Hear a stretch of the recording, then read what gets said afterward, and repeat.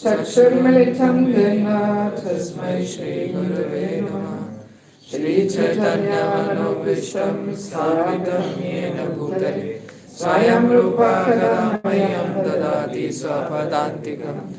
वन्दे विष्णुपदा कृष्णपृष्ठाभूतले श्रीमते Bhaktivedanta स्वामिनिति नामिने।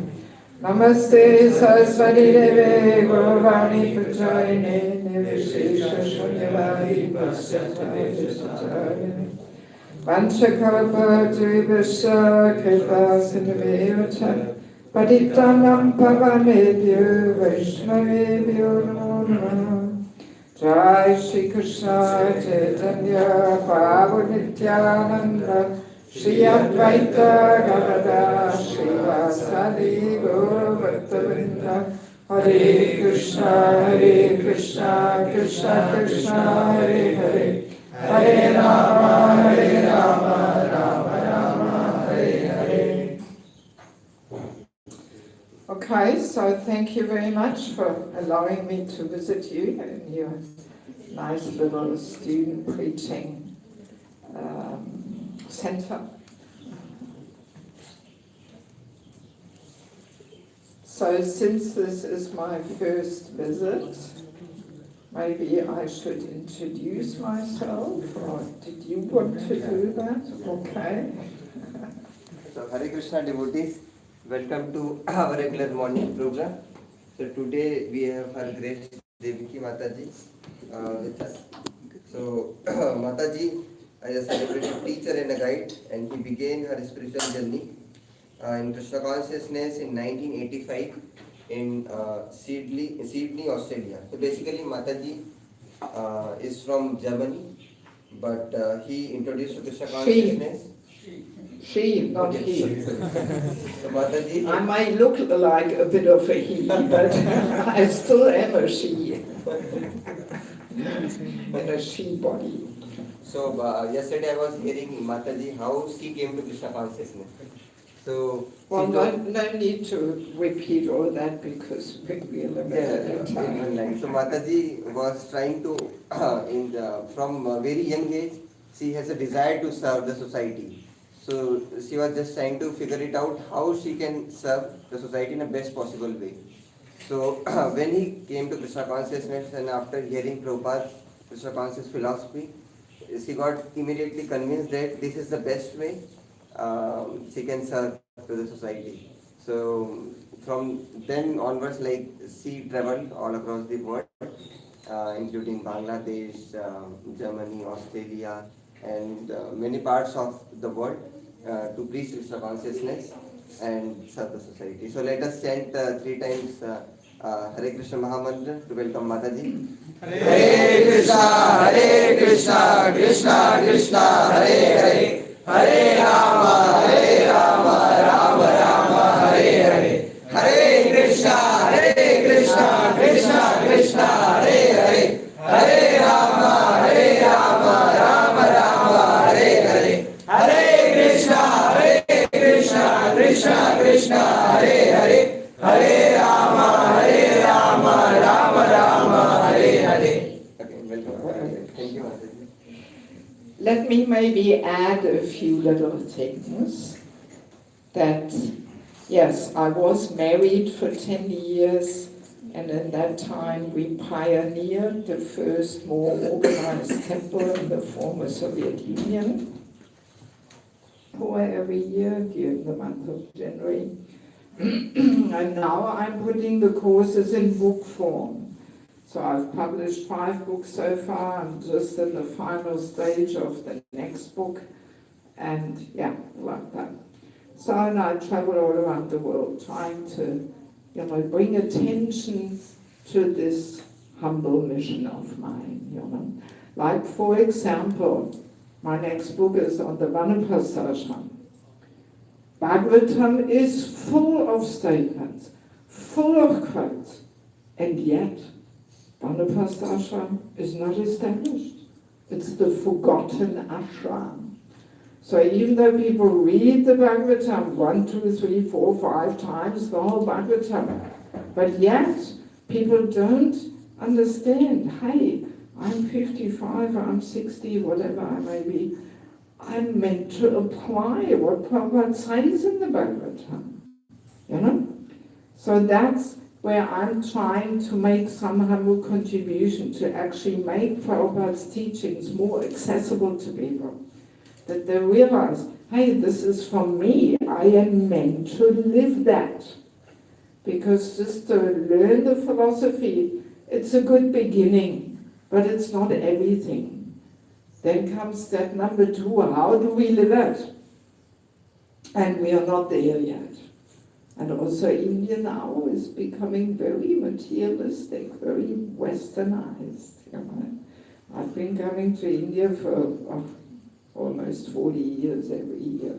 So I've seen how India is changing, Yeah, so even here in India, people have lost the understanding of actual Vaishnava culture. Yes. So that's my humble mission. Okay, so I will tell you something about the books at the very end, and let us now look at our topic for today. The topic is Prajalpa, right?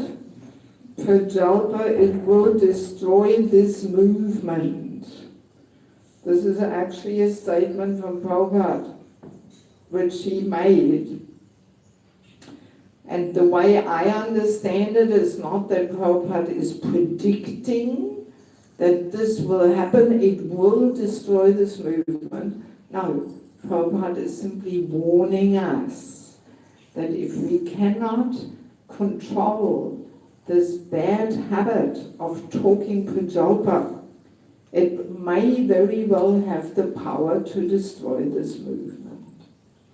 And of course we have all heard many times how detrimental Prajalpa is, but yet we usually don't realize how much of our daily talk falls into that category. So that's why I like to discuss this topic, just to bring attention to it, to make us more mindful, more conscious. So Prabhupada was also saying before becoming Krishna conscious, we first have to become conscious, right? And we often are just so unconscious. Yeah. Unconscious meaning tamaguna, basically. Yes, so let us begin by remembering some Shastric references. Nectar of Instruction, verse 2, Atyapayasasha Prajalpa Niyamagraha. So there we have it. Rupa Goswami is warning us how our whole devotional life is spoiled when we become too entangled in talking unnecessarily about mundane subject matters.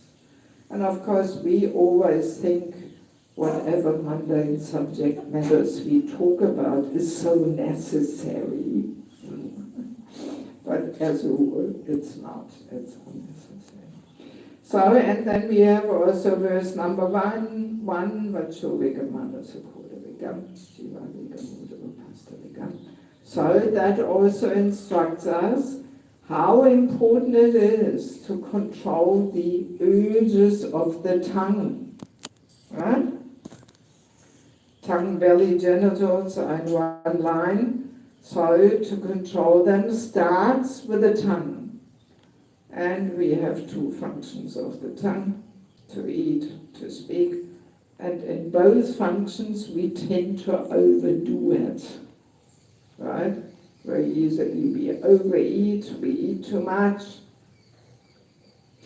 In the young body you still burn it up. But as you get older, very easily, if we don't learn to control this tendency to eat too much, then we become fat.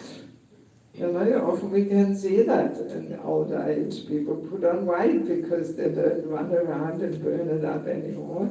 So, yeah. Yeah, so interestingly, overeating.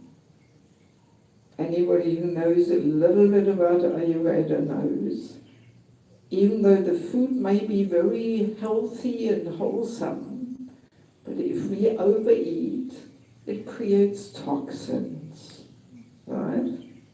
Same thing is happening there in the subtle body. If we talk Prajalpa, this creates toxins in the subtle body. Yeah. Like the holy name is carrying an echo called Vani. Sometimes we may have that experience after a nice kirtan of a great elevated soul. We still have this nice feeling in the heart. So that is the echo which the holy name carries, and that still works on our heart even after the kirtan. So, and this echo is immediately destroyed through Prajalpa. Yes, immediately. So as soon as we talk Prajalpa, it switches on the mundane mind. Yes. So there is a few nice stories with Prabhupada Prabhupada was very heavily chastising the devotees when they were talking Pujapa. Like in Koma Prabhu's book, The Transcendental Adventure, Prabhupada's pastimes in Australia and New Zealand, there we can read some stories with Upendra. Prabhupada disciple Upendra, he seems to have been famous for talking Pujapa. And one situation is, like in those days we didn't have internet and social media. So all the news were passed on by talking. So the situation was, Prabhupada was visiting Melbourne Temple and Upendra was cooking lunch for Prabhupada, and devotees came back from Mayapur festival. And immediately there was all this talking going on in the kitchen. This devotee did that, and have you heard, and the latest news. So and Prabhupada heard it from his room, and he angrily called Upendra in his room, asking him, "What are you doing? Are you talking Pujapa?" And Upendra, in a cheeky way, was saying, "Is talking about devotees Pujapa, Srila Prabhupada?" And Prabhupada said, "Yes. This devotee, that devotee, don't waste your life talking about devotees. No need. When two devotees meet, they should talk about Bhagavad Gita, Srimad Bhagavatam, devotional service, and not just this devotee, that devotee." And Prabhupada heavily chastised Upendra for a whole 10 minutes. He was giving him a lecture. So, and then another time, a similar situation was there, again with Upendra in the kitchen, talking. And that's when Prabhupada called him in his room and said, "Prajalpa, it will destroy this movement." Yeah. Because the dangers for Lord Chaitanya Sankirtan movement do not come from outside. They come from within. Yes. The attacks from outside, they usually unite the devotees in fighting and preaching. But what is so destructive is the attacks from within. Yes. Very destructive. That's why Prabhupada said, "Your love for me will be shown in how you cooperate." Yes, and this cooperation is a challenge in Kali Yuga. You know, very easily we have this us and them mentality, and which is not very healthy. Yeah. Yes. Also, there was another nice story in America when the telex machine came out. So probably none of you know what telex machine is. It's outdated technology, but maybe you remember. So that was the previous technology to fax, was telex. And as far as I understand it, was the first technology where you could type something in on one end and it would instantly come out at the other end.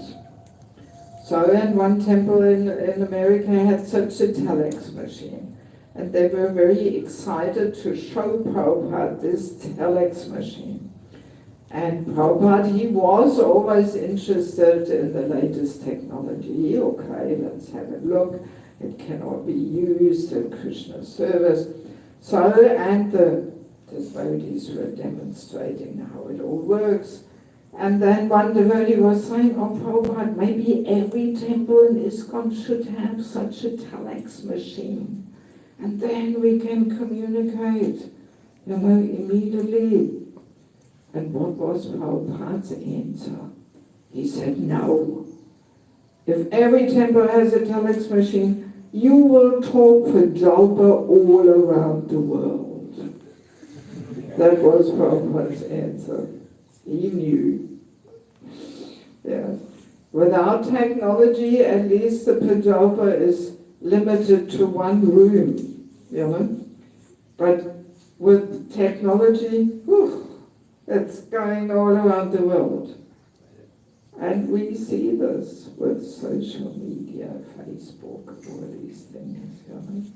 I'm sometimes wondering what Prabhupada would say about Facebook and WhatsApp and all this, you know. Yeah, I'm sometimes wondering. And believe it or not, I don't have a phone. I travel the whole world without a phone. Yes.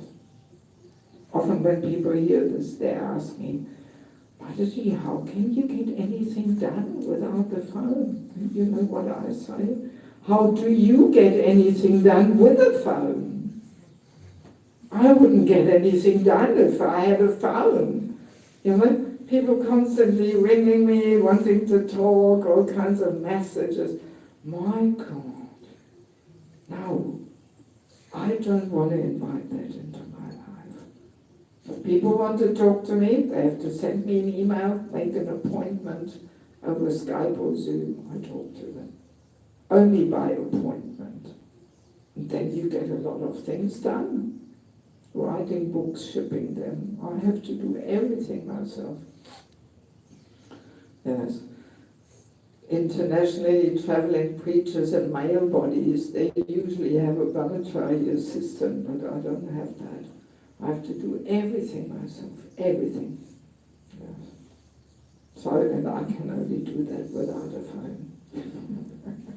Otherwise I wouldn't get anything done. Yes, and it really protects me from all this pajama, because I'm not on WhatsApp, I'm not active on Facebook. I don't know what people gossip and criticize. I don't hear this. Very good. Yes, very good.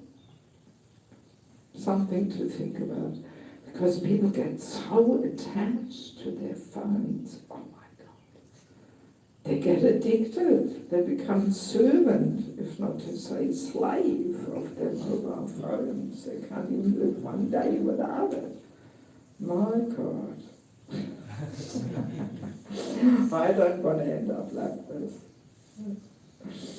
Okay. Oh, I do have to share one more little story. Prabhupada, I think it was in Juhu, but I'm not 100% sure. But wherever it may have been, Prabhupada moved into his new quarters. And devotees had put a phone line into his room.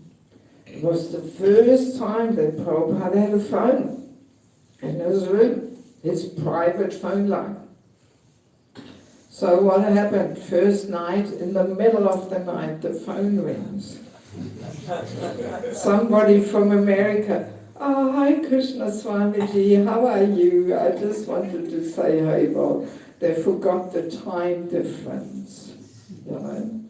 And what did Prabhupada say? Next morning, move the phone out of my room. I don't need a phone line in my room. That was Prabhupada's reaction. You know, he knew this is just more disturbance than any good. So I don't think Prabhupada would walk around with a mobile phone in his pocket. I don't think so. He would immediately realize this is just more disturbance and distraction than any good. So that's what I'm trying to accept. All right, so let us turn to the topic of Prajapa. So just to get an idea, when are some of you, when do you have to leave? Because I want to try and finish before everybody runs off. What time? 7:50. Huh? 7:50. 50 or 15? 50. 50. Okay, so let's try and finish by then. Okay, so in Bhaktivinoda Thakur's book, Bhaktiloka, there is a chapter on Prajalpa. Yes. It's in the section, the 6 faults that destroy bhakti, where Bhaktivinoda Thakur is basically commenting on this Achyapayasasya verse from Rupa Goswami. So, and there is a whole chapter on Prajalpa. And he gives all different categories of Prajalpa, which I would like to briefly go through with you, because, it helps us to become more conscious of how much Prajalpa we talk every day, and we don't even realize, right? So Bhaktivinoda Thakur starts the chapter by saying that today people are more and more godless, and therefore their talk is also godless. And godless talk is Prajalpa. Yes. So, and interestingly, we will discover that most forms of Prajalpa have their roots in envy. It's envious talk. And that's one of the reasons also why Prajalpa is so detrimental and contaminating. So the first reason is, of course, because of its mundane content, right? That it's mundane talk. But the second reason is because it comes from envy. And consciousness travels on the sound vibration coming out of our mouth. So if our talk comes from envy, then this enviousness travels on the sound coming out of our mouth and contaminating people's hearts. So that's actually the main and foremost reason why this Prajalpa is so contaminating. Good to understand.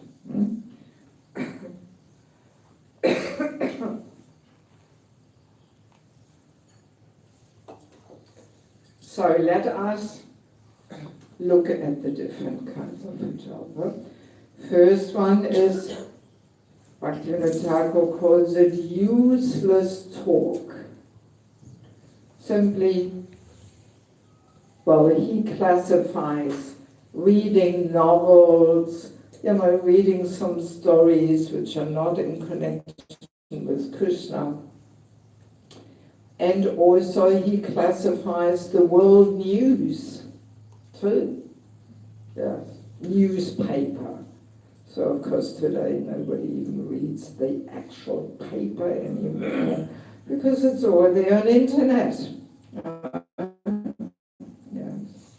So, and let us understand why is it so contaminating to get absorbed in reading up the world news. Of course, a little bit of something we may have to know, maybe for our service or for our position in our work or something. We may have to know a little bit what's happening in the world and who became the president in the US and all that. But no need to study all up and spend hours, researching this, that. So to illustrate why this also is Prajalpa, there's again a nice story with Prabhupada. Prabhupada was flying in the plane with a group of disciples, and in those days people were distributing the newspaper in the planes. Now they don't do that anymore. So, and the devotees were reading the Time magazine, which is known to be a very good socially critical magazine. So Prabhupada said, let me have a look at this Time magazine. And he was flicking through the pages, handing it back to the devotees, and he was saying, actually devotees should not read this. And then he made a very profound statement. He said, It makes this world look so real. That's what he said. It makes this world look so real. So let us understand what Prabhupada was trying to say. Because basically we can understand there is two kinds of realities. Actual, eternal reality is my relationship with Krishna. That's eternal reality. That's the only thing we will be allowed to keep at the moment of death. Everything else is part of what Prabhupada calls the nonsensical stage performance of life in this material world. Nonsensical stage performance, I really like that one. It's somewhere in the Bhagawatam, I think 15th or something. So yes, what we think to be reality, your studies, your family, your job, this, that, it's a very short-lived, flickering, temporary reality. At the moment of death, curtain closes, show is over, it's all gone, all finished. Right? Yes, yes.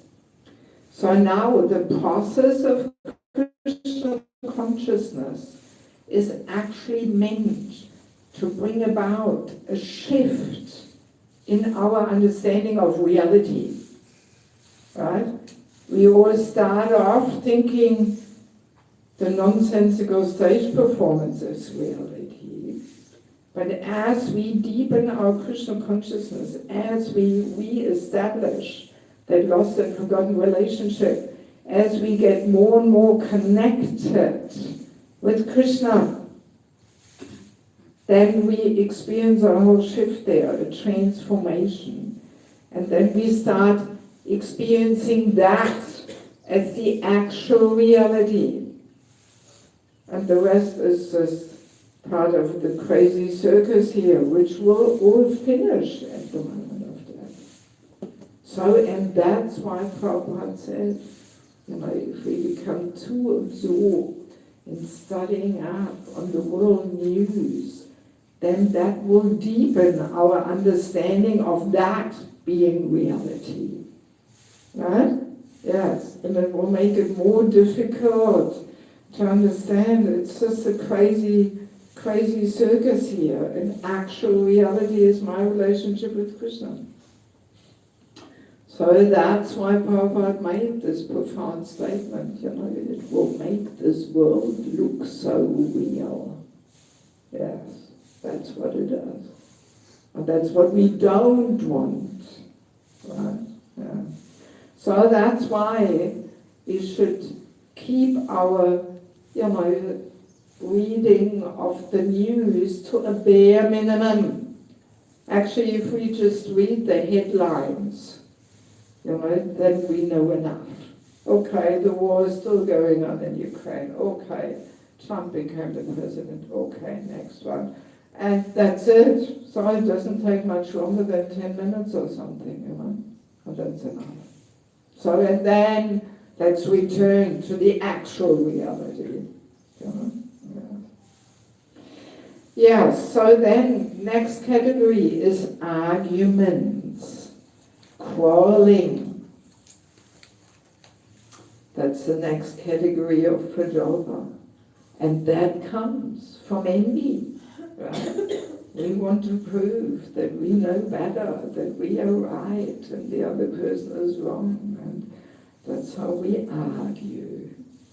Very contaminating. In family life, it's taking place a lot. People argue about stupid little things. It's a whole false ego battle. And people are winning their family relationships, also with the parents, this, that, or amongst the students, I'm sure there's also some arguing going on.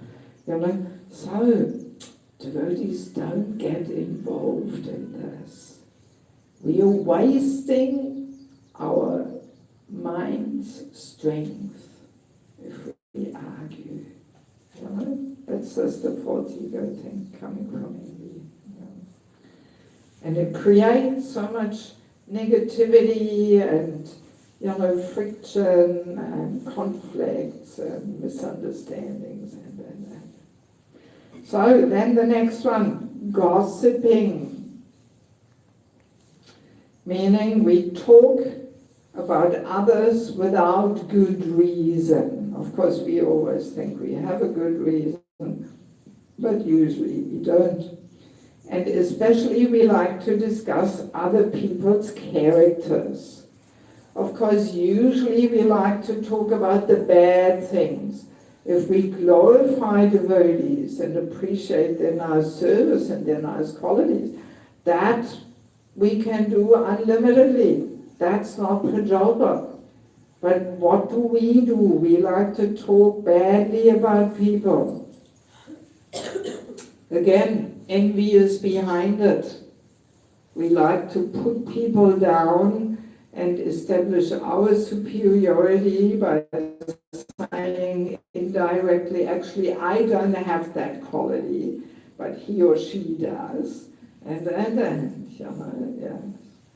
And I mean, see, usually I'm in the fortunate position, I only stay about 1 week in each community. And this is not enough to get involved in all kinds of gossip and politics and all that. So in that way you have this nice vision of seeing everybody as a pure devotee and a real sadhu. You don't stay long enough to hear what's happening all below the surface. So this is a very nice way to be, you know. But then during pandemic, I got stuck in Europe, so I couldn't travel as fast as usually. I was still moving around in Europe, it was not so restricted. But I traveled a little slower. I stayed 3-4 weeks in one community. And immediately I found out how much gossip and stuff is going on. All this village talk and criticism and that. So I really appreciate it. That usually I'm protected from this. You know, if you only stay 1 week, then you don't get into all these things. You know. Yeah, so this gossiping, talking. I mean, during pandemic I observed this, how, things go around in circles. One person says something, everybody adds something, and it goes back to where it started off with, but then it's a completely different thing than what they said. And then that person says, oh, why did you say like that? I didn't say like this. And then the whole thing starts again, going in circles, and oh my God. Terrible, you know?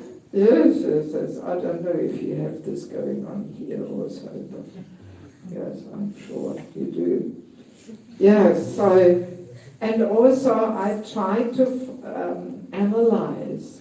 Today people find it very difficult to keep things confidential, which is actually a very important thing in counseling and mentorship. That, whatever, we need somebody to reveal our heart and our mind and share our struggles and get some advice. But that has to be kept confidential, But these days people find it so difficult to keep things confidential. And I was trying to analyze, why is this? And I detected that it is again connected with the false ego. One of my favorite topics, so I wrote a whole book about it. So false ego pushes us to show off that we know something others don't know, right? And then we say, oh, have you heard? Oh, you don't know? Oh, really? Well, she told me. She didn't tell you. Okay, well, she told me, and I will be the special person who tells you. But don't tell anybody, it's confidential. You know? And then that person does the same thing. Oh, really? You haven't heard? You don't know? Oh, I know. Well, she told me. And again, I will tell you, but don't tell anybody. It's confidential. You know? So we use some confidential information to show off that we are so special, that we know, and we got to be the special person who tells you. You know, yes, yeah. False ego, you know, sneaks into every little thing there. Yeah, so this, this gossiping has to stop. Yes, has to stop. Of course, some personalities may have to sometimes talk about a devotee's difficulties, like department heads or gurus, diksha, shiksha gurus, or any kind of counselor, caregiver, whatever. But that kind of talking should be in a well-wishing mood, how we can help this person, right? And even if we find ourselves in such a position, it does not authorize us to just talk to anybody about people's difficulties, but only to people who are also in that position, right? We can compare it in the medical world. I'm coming from medical background. So in the medical world, people, the doctors, nurses, they're not allowed to talk about a person's disease to others. Only amongst themselves, of course, they have to discuss. But if you just ring a doctor and say, oh, I want to get some information about this and this patient, then they will say, well, who are you? Sorry, no, we can't give you any information. It's confidential. And only the direct relatives, but on the phone, at least in Europe, they don't give information, because who do they know? Who is this person on the phone? Yeah. So, but of course, if the doctor and the nurse would say, oh, sorry, I can't tell you, this would be a bit stupid, because of course the doctor and the nurse have to discuss a patient situation, Yeah. So same thing as there in spiritual life. So the leading people, of course, they may have to talk about a person's difficulties and challenges and all that, but they cannot talk to others. Actually, they should not. But so often this is all happening. And that's why devotees are very fearful of opening their heart and sharing their challenges, because they're afraid. Whole community will know, and people will use it against them, Okay, so then we have the next one. The next category is debating. We can understand debate to be a more intense and serious way of arguing, right? And debates are so contaminating because, again, false ego, envy, by the way, false ego, envy, they're good friends. They always like to move around together.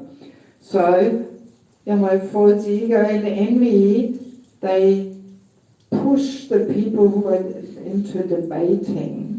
People just want to get their point across. They actually don't want to hear and understand the other person's point.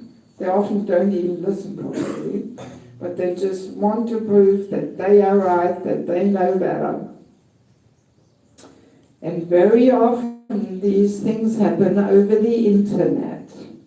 Thank God I'm not so exposed to this. But yeah, somebody may say something on social media about us or a certain situation. And then so many people read it. And we think, well, I somehow have to comment on this, because if I keep quiet, then everybody thinks it's true. Right? So then you make your little comment there, and what happens? People pull it all out of proportion, twist it around, make a weapon out of it, boom, shoot it back at you. Right? Have you ever found yourself in this situation? Yes? Yes? Yes. Yes. So again you think, well, what to do? If I keep quiet, then everybody thinks it's true, you know? So like that it goes on and on and on and on. No matter what you say, you know, it will not come to an end, because people don't want to hear from each other. They don't want to understand each other. They just want to prove that they are right. And this is so contaminating to get involved in this. You know? Devotees should not take part in this. Better to just pull out. Hare Krishna, all glories to Srila Prabhupada. Finished. Let them talk whatever they want to talk. You know? Because if we get absorbed in this, you may have that experience, how all this agitation builds up in your heart and you become more frustrated and angry, and the whole topic goes in your mind in circles and you just can't stop thinking about it, right? Yeah, you have this ugly feeling in the heart, which is the contamination of the fourth ego. Also, whenever we find ourselves in the situation where some topics go in circles, it's always a guaranteed sign that the fourth ego tortures us. Yes, if we can't put it aside and drop it, you know, yes, it's the fourth ego, let's identify it. Yes. So this debating is simply feeding the false ego and agitating and creating conflicts and negativity and misunderstandings, and devotees should not get absorbed in it. And actually, during pandemic, I had this realization. I don't know what happened in India, but in Europe, in some communities, this whole topic of vaccination, yes or no, that was a whole topic for debating. And it actually split many communities in two camps, you know? And both thought they know the absolute truth and they have to save the world with their attitude. Yes, everybody should get vaccinated. Now it's all demoniac. Oh my God. I mean, thank God I didn't even hear about this. People told me later at some bigger festivals and so on. There was so much criticism of senior devotees, even gurus got criticized for getting vaccinated or not getting vaccinated. My God, even a year after the pandemic finished, still relationships were not repaired, yeah, over this topic. And that's when I realized, yes, Prabhupada is so true. This Prajalpa, it will destroy this movement. And I really witnessed it on that topic of the pandemic. Yes. So the next one is fault finding. Finding faults in other people in talking about that. That is another really common way of Prajalpa. I think we're all very good at that, right? Finding faults. Let us imagine an everyday situation in an ISKCON temple. Let us imagine a preacher comes to the temple and gives a class.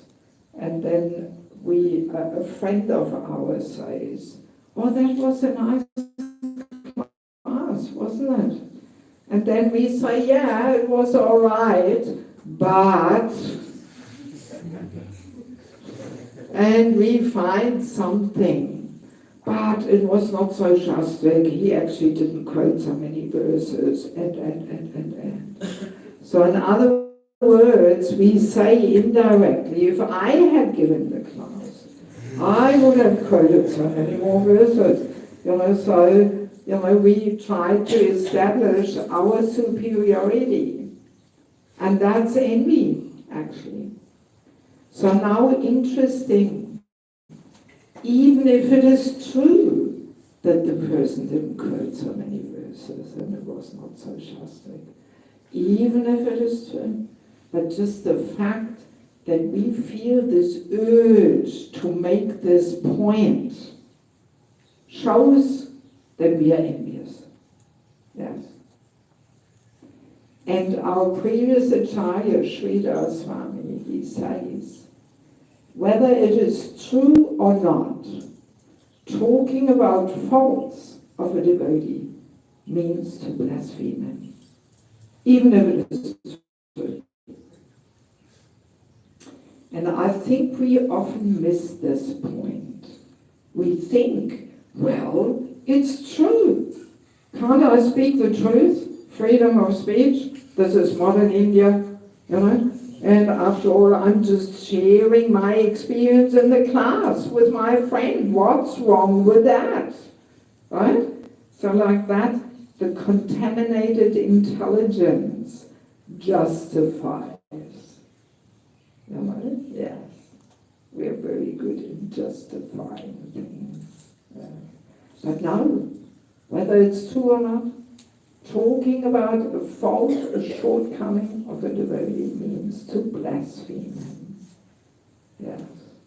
So, and we know this is the first offense to chanting the holy name, to blaspheme a devotee who has dedicated their life to propagating the holy name of the Lord. So, it's one of the main offenses we commit. That's why we don't make advancement as quickly as we could, because we always blaspheme the devotees. Yes. So, let us keep this in our mind. And whenever we catch ourselves making this little negative comment about somebody, if we look in our heart, and if we are a little honest and introspective, I think we have to admit that there's envy, that we try and reduce this person's importance by making this little comment. Yes. So, very detrimental to cultivating bhakti. So, then the other one, the next one is speaking falsehoods, creating fake news, rumors about somebody. I mean, out in the material world, it almost seems like it is the main occupation of some people, just creating fake news, setting all these fake videos on the internet and just making politics and damaging somebody's reputation and creating conflicts, and my God, So, and we have to be very careful that we don't allow this to enter our communities. Just creating rumors about somebody, just again to diminish their importance. It's envy. Yes. These things all happen. And very often we don't identify them. That's the problem. So next one is to blaspheme devotees. So we already touched upon that. So even if it is true, if we have this urge to say something negative about somebody, that is already blaspheming. You know? Yeah. And there's so many other ways and situations where we can blaspheme the religion. You know? So, and the last category is simply worldly talk. You know, if we get great pleasure in discussing all kinds of faculties of knowledge, so you are a student, you know, so if you get a kick out of, you know, discussing your knowledge there with others and showing off how, you know, intelligent you are and how much you know and this and that. So this is also put over, you know. Of course, some areas of knowledge we can nicely connect with Krishna consciousness, like archaeology or astrology or biology or something. And of course, ultimately, any knowledge can be connected with Krishna. But you know, if we just get into physics or mathematics or all kinds of IT things there, and you know, and we spend so much time discussing these things. So that is also considered pujalpa, you know. So of course, some studies has to be there. We may have to ask for some guidance or advice from some more experienced student or whatever. But if it just becomes, you know, a whole separate purpose in life to discuss that and get all so absorbed in it, yeah, well, you know, then it may very well be pujalpa. Yes. Yes. So before we end this topic, I do want to share one very important rule of Vaishnava etiquette, which so often is not observed. We may not even know, you know, the importance of it. So, whenever there is some disagreement on higher levels, maybe in our own community or with the other communities around us, or on a higher level of ISKCON, right? There's always something going on in ISKCON, you know? So if we get involved in any kind of disagreements on higher levels, this is very damaging. Because from a lower level, we don't know what actually is happening. We don't have the full picture. We can't judge. We can't take sides. Guaranteed, we will commit offense. Yeah. It's none of our business. None of our business. So we should not get involved. Yes. Because so often I come across this. The devotees come to me, oh, what do you think about this and this matter? Well, who cares what I think? You know, it's not going to make any difference what I think. You know, so no need to talk about it, because that is also pujalpa. All I can say is, thank God it's none of my business and I don't have to deal with these issues. You know? So let us always stick to our circle of influence, to our service, and not pass judgments and take sides on matters which are beyond our level. Because we will misjudge, we will commit offenses. You know? Yes. And it will just agitate things, and again we spread rumors and we misjudge and you know. So now this is the Vaishnava etiquette. We are not meant to get involved in these topics. Yes. very important. Yeah. Of course, if we see something alarming happening on senior levels, something dangerous, then what do we do? Let me ask you, what do we do? What's the Vaishnava etiquette? How do we deal with it? Huh? What do we do if we see something very alarming and dangerous happening on the senior level? What do we do?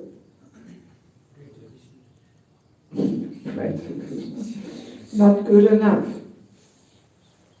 What do we do? Nobody knows? Come on. Humble petition. Huh? Humble petition. Humble petition. What do you mean? We approach that person? To our spiritual master. Well, we report to that person's authority. That's the proper etiquette. You know? So we have in ISKCON all different committees, and Yas committee, and this and that, and child protection and whatnot. You know? So, or we can report to that person's spiritual master, that person's immediate authority. That is the proper etiquette. And then we have done our duty, we leave it up to them. We don't follow up, or they're not doing anything, talk. No. We have done our duty, we reported it, and it's their duty to take it further. Yeah. Because sometimes we think, oh, I better look away, it's none of my business. No, that would be irresponsible. We have to report it. Yes, we have to report it. And then let them deal with it. And then it's their responsibility. And if they don't deal with it properly, then they get the reaction. We've done our part, we've reported it. Yeah. Okay, so maybe before we see if there's any questions, maybe let me say a few words about these books, just so you know what's in them, and maybe some of you will feel inspired to get some in those students. I know they usually are on a tight budget, they don't even have any money to get anything. But anyway, so spiritual culture, Krishna's divine system. This is a very important topic. It's all about the natures and qualities of man and woman. That man and woman are not equal. The equality is there on the level of the soul, but not on the level of the body. Yes. We get a little mixed up in this. Yes, so very important topic. When you read this book, you will realize how this man-woman equality puts the whole human society upside down. Yeah, serious topic. And actually, all the books are completely based on Prabhupada, mainly Bhagavatam, what Prabhupada says. He says it all. You know, again, what I said at the beginning. Prabhupada says it all, but often we miss it, and we are so conditioned, and we need some literature in between to make Prabhupada's teachings more accessible. So this book is actually all about women, because we women have a very powerful Shakti. And Bhagavatam says we are meant to be the power of inspiration to the men. And we are not meant to compete with them. But because of this man-woman equality, that's why the women compete. And that actually weakens the men. Yes. It's quite interesting, quite mind-blowing. Yes. So even though the whole book is about women, in many temples, especially here in India, they use this book as a handbook for brahmachari training, so that the men also understand that this equality is nonsense, actually. Yeah. And also, it's very helpful for married life. So whoever's married here, it has saved a lot of marriages already. Yeah. So any woman who wants to have harmonious relationships with men in her life, not only in marriage but in any dealings, you better check out this book. And any man who wants to get the empowerment and support of a woman should also check out this book. So then we have sheltering relationships. This is all about the importance of having a counselor. That just diksha shiksha guru, not enough. We need this well-wishing friend in our life who shows us how to move forward, who gets us out of our comfort zone, who we want to be corrected by. Very important topic. We have lost so many devotees over the last 50 years because we did not understand the importance of having a counselor. So when you read this book, you will be convinced that without having a counselor and eventually becoming one to others, we actually cannot make advancement. And there's so many interesting topics.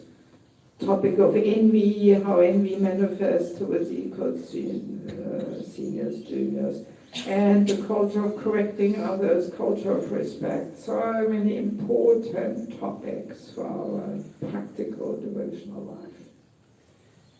Then we have the false ego, our constant companion and troublemaker. I think the title speaks for itself. False ego, very subtle.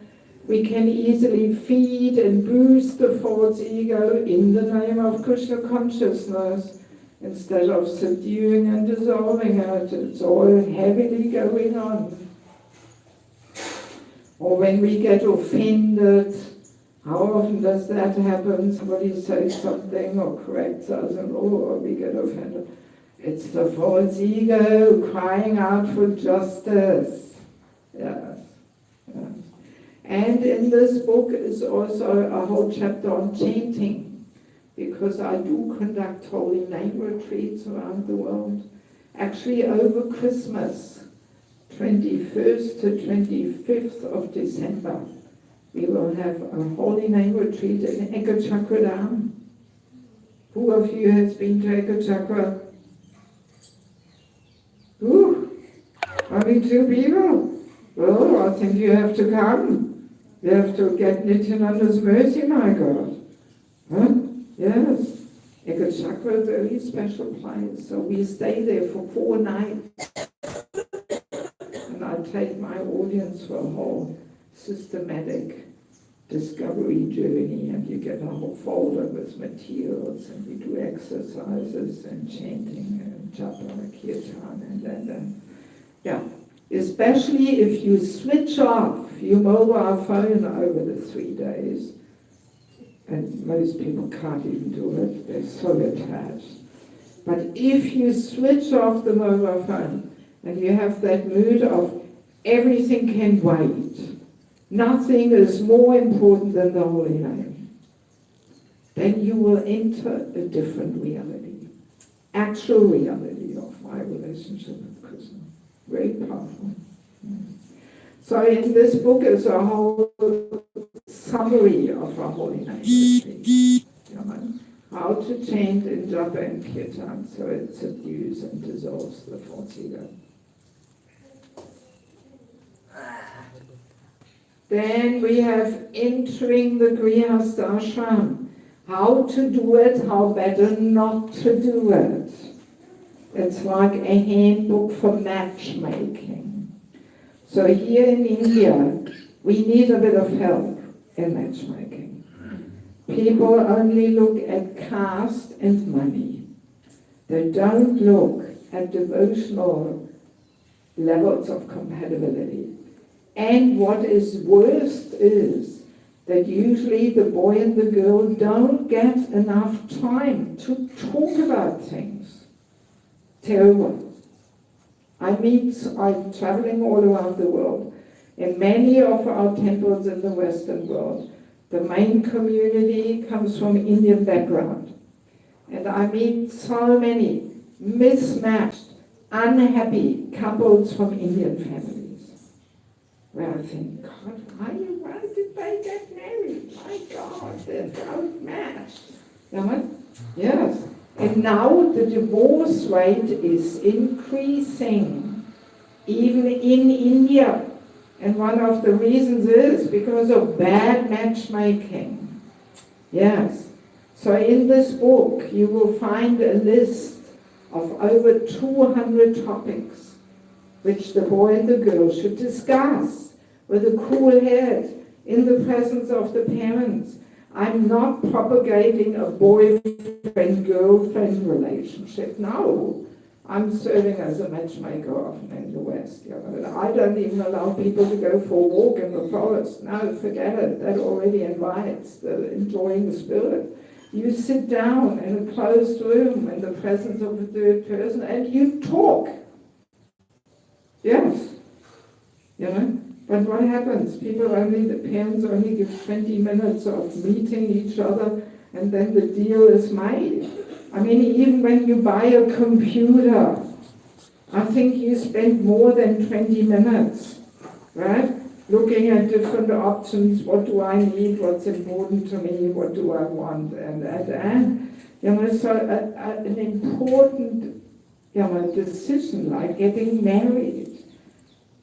We have to talk about so many things, you know, because there's such a broad spectrum of how do we want to live this Krishna consciousness. We can be on the casual and liberal side, we can be on the strict and traditional side. That all has to match, you know, yes. So this book is very important for unmarried devotees who are planning sooner or later to get married. Let's educate ourselves how to do things, you know. It's important for parents to read this, for matchmakers, for counselors, you know, for people who give care and guidance to devotees. And you know. We have to put an end to this bad matchmaking. Because now in India, people, they don't want to have the arranged marriages, they want the love marriage, but that's not the solution. I like to call them lust marriages, not love marriage. It's lust marriage. That's what we have in the Western world. That leads even to a higher divorce. No, we have to fine-tune our matchmaking and make it a little more, you know, effective. Because in former times, people were sticking to the partner, even if it was hellish and suffering from day number one. They were not separating. But now, times have changed. And people say, well, why should I go through this suffering? Forget it. I marry somebody who I want to marry, and they get divorced. You know? Yeah. So, and last but not least, family life as an ashram, secrets of success.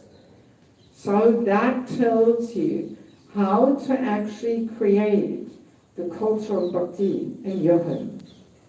Many married devotees' home life is not an ashram. It's not a place suitable for cultivating pure bhakti. So again, we have to educate ourselves. So you all are eager to take material education, but what about spiritual education? You know? Yes. Yeah. Yeah. So there's so many important things in it. And there's a whole chapter on physical intimacy in marriage. How to live this principle of no illicit sex life. There's quite some confusion over this. Nobody talks about it, especially here in India. It's a whole taboo topic. So I did quite some research And I came across interesting instructions in the episodes with Prabhupada, where he says things which nobody even has heard. Yes. And that adds a whole different perspective to the topic. Yeah. So I hope this book will make our family life more Krishna conscious and emotionally healthy and balanced. Yeah. So if any of you would like to get some books, these last 3 books are 350 rupees each. The first 2 are 300 each. Many people get the whole set because they're so important topics. Whole set is 1,650. And you can pay cash or with QR code. Right? Do we have a QR code printed? Alright, so my stock is very limited.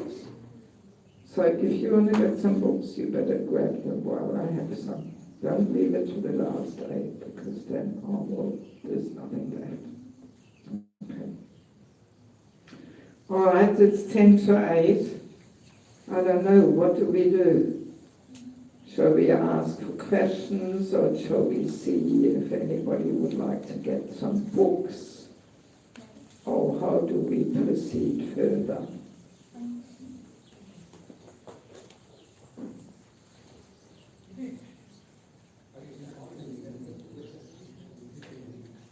Okay, so we have an evening class today, right? So maybe we'll finish on that note. Okay.